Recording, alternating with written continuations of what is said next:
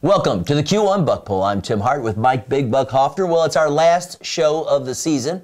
We've got some great stories to hear today, but we also have a hunt. And you know, Mike, this is our final party weekend at the Soaring Eagle. And what we want to tell people is that the final party will be online at q1buckpoll.com. You can see who won the ATV, all the different prizes, the CVA muzzleloaders, the dart and archery, scorpion, crossbows were given away. We had all kinds of prizes, and I tell you what, Mike, it was a blast. It's always a blast. It's been a long season, but what a great time we've had. On this week's show, we're going to be featuring stories from our Birch Run Party, where we've got Calvin Woolston with his 11-pointer, Jamie Burlingame with his 8-pointer. Then we've got Jim Person on this week. He's from Allen, Michigan. And then we've got the Lansing Deer and Turkey stories. We went to the Field and Stream Deer and Turkey Spectacular, and we had a last chance for people to register, and we had some big bucks show up there. Besides bucks, us couple of turkeys have had a great season. Yeah, that's right. Hey, it's almost turkey season coming exactly. up. Anyway, stay tuned. We've got all kinds of things happening this week right here on the Q1 Buck Poll.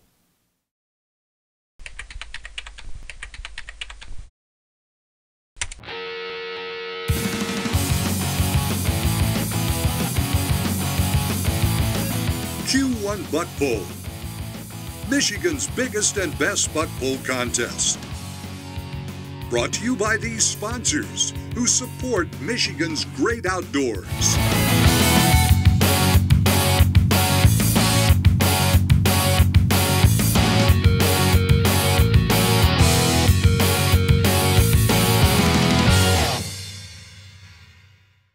Back here on the final edition of the Q1 Buck Poll for the 2011 season. I got Mike Big Buck Hoffner with us. He's got some big bucks to feature this week that come to us from the Field and Stream Deer and Turkey Spectacular in Lansing. All right, Tim, let's start out with Brad Gingrich from Charlotte, Michigan with an 11-pointer. His score was 46.5. Then we had David Steinbach from Gregory with a 12-pointer. His score was 48.38. Then we had Michael Zachary with a 14-pointer from Brooklyn, Michigan, and his score was 47.63. You know, we had a lot of big deer up there this year, and it was the last chance for people to register, and that's some of the deer that we're going to feature this week. Big racks, heavy racks, and they come to us from the Field and Stream Deer and Turkey Spectacular. Well, now it's time to switch gears. We're going to go to our party that we held at the Birch Run Expo Center, and we had a great crowd, Mike. I bet over 200 people were there, and our first story comes to us from Calvin Woolston, his big 11-pointer. So Calvin shot an 11-pointer, 19 3/4 inch spread, 10 3/4 inches of mass, 11.5 inch longest tine, total score 53, a bow. He's from Oakley, and that is a fabulous looking rack there. Calvin, had you seen this deer before? I've never seen him before, never seen a deer that size in the woods. My father's woods, I'd shot bucks back there before, but never seen a deer of that caliber. Had anybody else seen this deer at all? Not to my knowledge. And it kind of haunts me, you know, just where did he come from? Probably somebody else's property. Anyway, let's hear about your hunt. Well, I work in Lansing, so it's about an hour drive to get home, and I got back there late, and as soon as I got up in the tree, I seen doe start working towards me, and watched them, enjoyed them, watching them come towards me, and neighbor walked through the woods next to me and spooked them, and they ran right past me. There's 3 of them, doe and a couple fawns, and they stopped behind me and watched the neighbor walk by, and then took off, and I'm thinking, well, that's all the excitement I'm going to see tonight. And a little later, I thought I heard a grunt, and I really didn't believe I heard it, and then a little while later, I heard another grunt, and then I started seeing movement, and started seeing him come down the same trail those does come, and I just knew he was coming down that trail, he was gonna come the same place those does went, and I stood up and watched him come. Seen a long tine, and I'm thinking, well, this is something I want to try to take, and got turned, and he got in front of a tree right in front of me, and I drew back then, and when he got right broadside of me, close shot, probably 10, 15 yards, I let him have it and watched him run to the edge of the woods, and I didn't see him run out to the field beyond, and I thought he went down right there. And by that time it was getting quite dark, and climbed down and went out to the edge of the woods, and he wasn't there. And I'm thinking, oh boy, I must not hit him. Another one of these, oh boy, I think I missed the deer. All right. And I started shining out in the field, and thought I seen something laying out there, and there he was. All right, we got Jamie and his helper. Son Drew. Got his son Drew here. We're gonna have your dad just go sit down. I'm gonna talk to you, okay? You tell me about your dad's hunt. How did it go? Well, I was at my grandma's and he was with my grandpa, and he called me at my grandma's, and I was like, whoa, and I fell over. How many people have said whoa and fell over? Obviously you guys, after a few Budweisers. I know your style. Okay, well Jamie shot a 8-pointer, 17 1/4 inch spread, 9.5 inches of mass, longest time 9 1/4, total score 44. A shotgun, you're from Durand? Yeah. All right. Let's hear about your story. I'm actually a real big bow hunter. November 1st through the 14th, I live in the woods, and I've had very, very bad luck with gun season. Pretty much I've got to the point where I want to give up gun hunting. Opening day, I am so lucky that I got this buck. The property I'm hunting, I had seen him like 3 times in 1 week, but I could not get him close enough to get him. And opening day, the property next to me, one of the guys shot a 4-point. 3 guys come up tracking it, and they proceed, they're going to gut it out right there within 25 yards of my stand. And I told them, I said, I hope you can take the deer off the property. And so I was pretty discouraged. It was about 11 o'clock, and my dad was hunting with me that morning. He only gun hunts, usually 1 or 2 days a year. And so I walked over to him, we had lunch, and I was telling him how I was discouraged because gun season, this happens to me every year. I know there's big bucks, we have trail cameras, we practice quality deer management. Come gun season, they disappear usually. So about 1:30, I tell him I'm gonna head back to my stand. I'm walking back to my stand, and here's 3 teenagers walking through the woods on private property that I hunt, and they have no orange on, and they have pistols. And so they're coming out to targets practice, and they said, oh, are you hunting? And I said, it's opening day of gun season. So they go off, I get up in my stand, and I'm really discouraged now. I told my dad we have CBs. I called him and I said, you know, I'm ready just to call it quits. Head in, I won't go back out till gun season's over. About 3:30, I see a flash of his antler. I'm hunting in the thickest stuff you can find, but it's along a cut bean field. So I can see a little bit of the bean field, and then about only 20 yards in front of me, I see a flash of his antler, and then I see 2 does shoot out into the bean field. Well, my dad is sitting across about 200 yards, so I figure he's chasing these does. So I call my dad on CB, I said, there's a nice buck coming, he's coming out of the woods, you should see him. He said, I don't see him, I don't see him.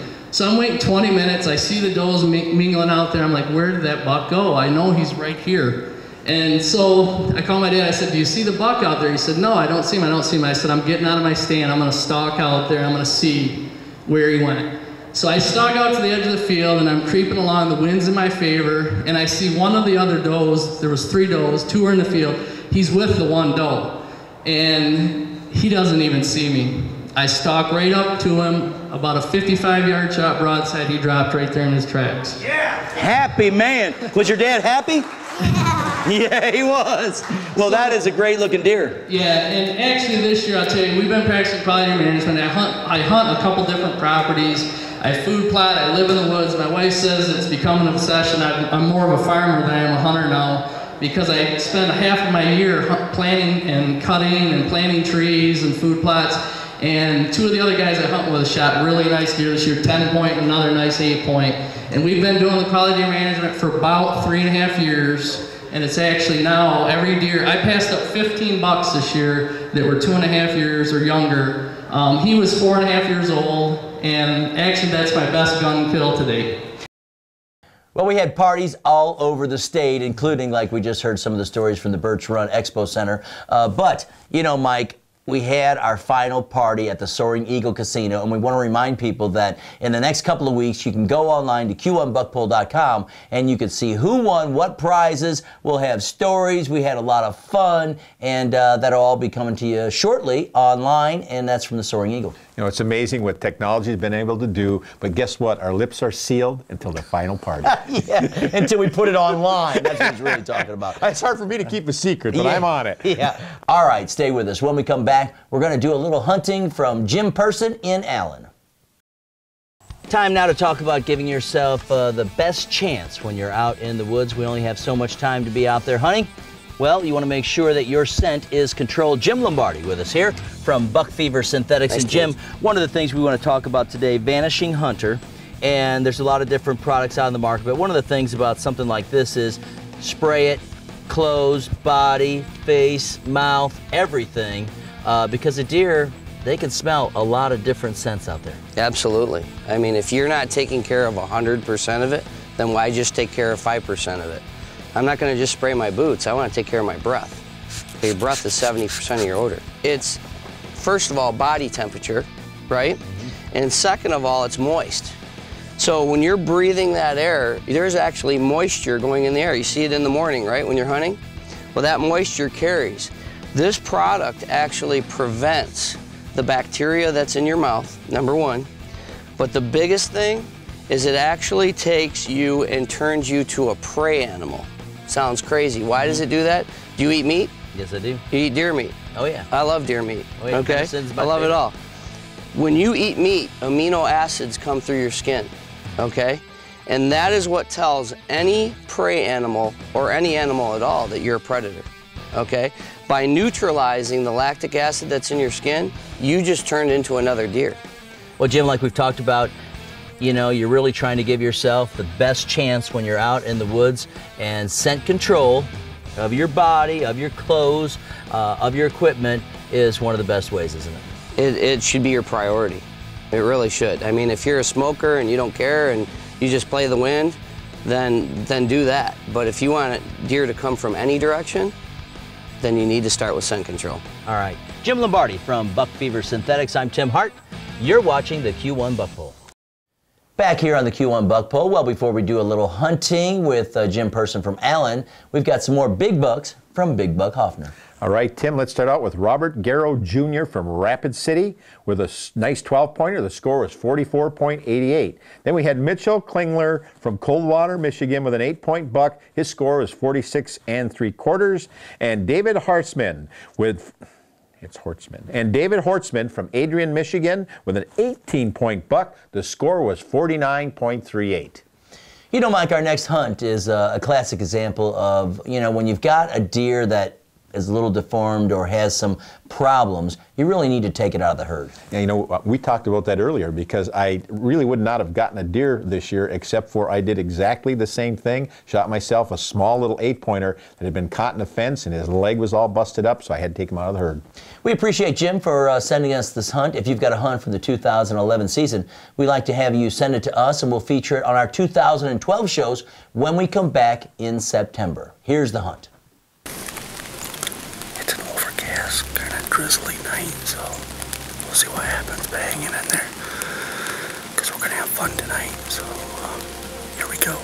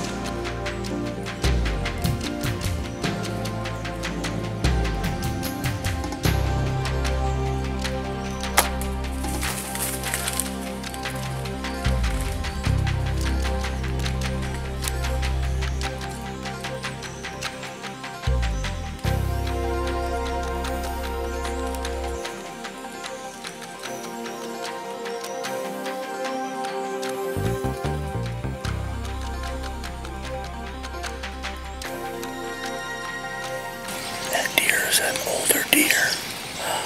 It's not a button buck, and it has the pedestals of a buck on it. Now you can tell the other one was a button buck. This one was a lot bigger. So we've had him on our call list to get him out of the herd. So took care of that tonight. All right, here we are. Went and got our deer. Drug it out. It's been raining, so I'll kind of show you out here real quick. He is definitely probably a 2.5-year-old deer. Just a big body deer. Probably a 1.5 years old that just grew no horns. Just got these pedestals. That's all he has on each side, just these kind of little nubs like. So got him out of the herd and gonna dress him out, get him tagged up, and get him to someone who needs some meat. Again, thanks to Jim Person for sending us his hunt. And if you've got hunts from the 2011 season you'd like featured here on the Q1 Buck Pull 2012 shows, which start in September, you can send them to us. And you know, Mike, we've had a lot of people come up to us at our parties and say, hey, I videotaped all this stuff. We want to get involved. This is a great way to get involved with the Q1 Buck Pull and become part of our pro staff. Yeah, I'll tell you what, the trail cams and the cameras that you use for hunting, you got them mounting on your head, you got them mounted on your bows, your guns, you can freehand them, they're smaller, but technology has really made this easy, and I think that's probably one of the growing things that we've seen is the amount of people that are out videotaping their hunts. Stay with us when we come back. We've got more stories. We'll talk about the final party. We'll talk about prizes. We'll talk about everything that's happening on Q1BuckPull.com. Stay with us. You're watching the Q1 Buck Pull TV show. Well, we're just about to wrap up the season here on the Q1 Buck Pull, but before we do, we've got more deer to feature, and we want to let you know you can go to Q1BuckPull.com to see past episodes. We've got all kinds of great recipes online. We've got all of the deer, and Mike, it really was a great season. It seemed to me like the racks were bigger and heavier this year. Yeah, you know, we've had all kinds of reports from people that said kind of deer hunting was down in some of their areas, but I'll tell you what, when you go to the parties, you look at the racks, you wouldn't think that anything was, that we were falling behind. I think it was a great year, and I'm even looking forward next year to 2012. All right, now let's take a look at some of the featured bucks on this week's show. All right, let's start out with Bill Emmenheiser from Sunfield with a 12-pointer, and his score was 52. Tim Kiffer from Langsburg with an 8-point buck, nice score of 53. Rick Miller from Mason, Michigan with an 11-pointer. His score was 47.13. And Tyler Van Effen from Owasso with a 10-point buck, the score 42.5. Here's a couple more stories from our Field and Stream Deer and Turkey Spectacular party that we had recently in Lansing. Well, my wife was out feeding her horses, which was Saturday the 5th of November, and the deer was in a neighbor's pasture. So she's texting me, taking all these pictures, and I'm down the other neighbor's hunting. So then... So what'd you do? She shows me all these pictures. Well, it's the same one that was in there last year. So then I go out hunting, and the 9th, the wind was out of the east, so I was able to hunt across the road, which is about 400 yards from there. And about 8:30 in the morning, he come through. I was eating a cucumber, and I turned around, son of a gun, there he is, you know. Well, I shot him and broke his back. Well, he was trying to get away, but he couldn't move very far. So then I went to shoot another arrow in him. I only had 2 arrows with me, and I drilled a tree over there. So I'm like 200 yards from the front door of my house, so I'm running home, and I had her go down the basement and get 2 more arrows. Well, she couldn't get any arrows out, so she brings the whole damn bow rack up to me, you know. Hey, that's a good wife. She does well. At this point, she's probably thinking there's a big deer out there. It's kind of wounded. I don't know what you're shooting today, there, honey. You must just take everything you got. She was the only one that saw him live. I got trail camera pictures of him, but she saw him live for 2 years in a row, so it's fun. Very fun. And you get your wife here today? No. She's at home scouting deer for you for next year? I didn't think she wanted to spend all day here. Well, congratulations. That is a great-looking deer. All right, this is our last show. We'll come back in September with our 2012 Q1 Buck Pull season. And you know, Mike, it has been awesome. Again, you thanked all the sponsors. You know, it's just been a lot of fun. We've met a lot of people throughout the state. We've heard some tremendous stories. And again, I want to remind people that online, Q1BuckPull.com, we're going to show you all kinds of excerpts from the final party at the Soaring Eagle. You know what? I don't know what to do with myself. I feel like Don't we need to cry. bring out the crying towels, Tim. We've had a great year. It's been a lot of fun. I've enjoyed it. All right, and again, thank you for watching our show each and every week. For Mike Big Buck Hoffner, I'm Tim Hart. We'll see you online at q1buckpole.com. For Mike Big Buck Hoffner, it has been a tremendous season, sir. A pleasure, sir. Appreciate all the work that you've done. Appreciate Daryl and our whole staff for putting together a great Q1 Buck Pole season. Have a great spring and summer. We'll see you in September right here on the Q1 Buck Pole. Anytime you're out in the woods, remember, be safe. For the latest on Michigan hunting, pick up the current edition of Woods and Water News, Michigan's premier outdoor publication, available on newsstands or by subscription. Woods and Water News, proud sponsor of the Q1 Buck Pole. All right, Tim, let's start out with bat.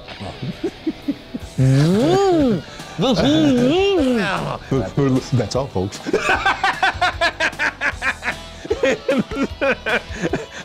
He needs a lot of help today, His last Daryl. little dig will be his last dig. That's all he's getting. That's all, folks. Because you know what? On the website episode, I tell you right now, we're leaving everything go as is. And then people are going to see what you truly are, sir. What you truly are. You know, it was really tough. I wanted to jump in there and close it for him. He was having such trouble. Boy.